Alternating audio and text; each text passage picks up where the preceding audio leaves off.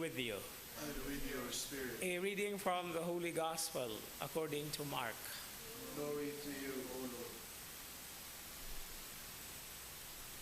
One of the scribes came to Jesus and asked him, "Which is the first of all the commandments?"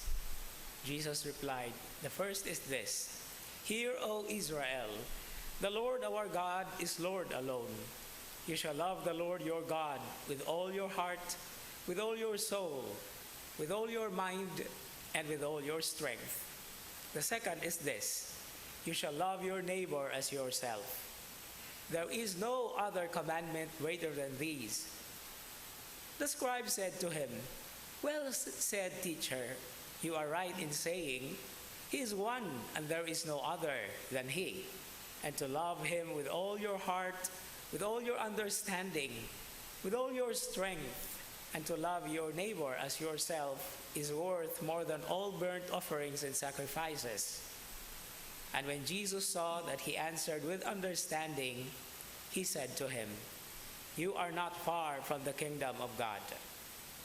And no one dared to ask him any more questions.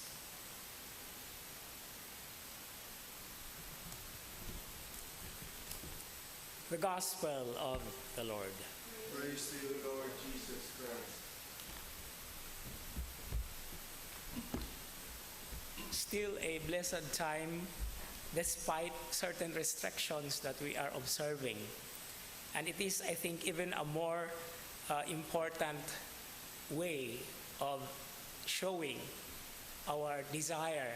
No? As I always would like to use St. John of the Cross's expression that God is never absent, because even in the seeming absence, we know that He is always there. And it is our craving that really makes us even more closer to Him.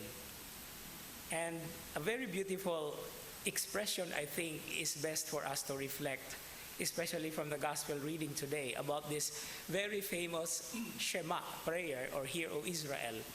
Because if we try to take a look into the version of the New Testament through the Gospels, there is a third dimension added to the only three conditions of loving the Lord your God with all your heart, with all your soul, and with all your strength. That is from Deuteronomy. But then there is an added dimension to with all your mind, which actually takes on the so-called the Hellenistic or the Greek understanding, because mind is also part of the whole human person. But what is even more interesting here is what scholars and those who practically read the original text of "with all your strength." Because this strength does not just talk about the strength nga kanang kusog kayo ta, nga mupasan ta, nga muaswa ta, ug mabugat nga butang. Because the strength that it is referring to here is the adverb, which is very. If we try to translate this literally, it is love your God with all your veriness. And veriness here describes or talks about the ability to go the superlative way, the most and the best that we can do. Even the best understanding that we can give, especially in these times. It is not just something that we are best convinced with ourselves, but it is the best that we can also think about others. And I think that is what the commandment is all about. Because if we care and love for others, that is also our way of showing that we care and love for God. Sometimes we are put in a context of this and we are so crushed. It's so painful in the heart. But it is in the pain that we also experience that God is present, healing and practically comforting us, whatever inconvenience it may bring us.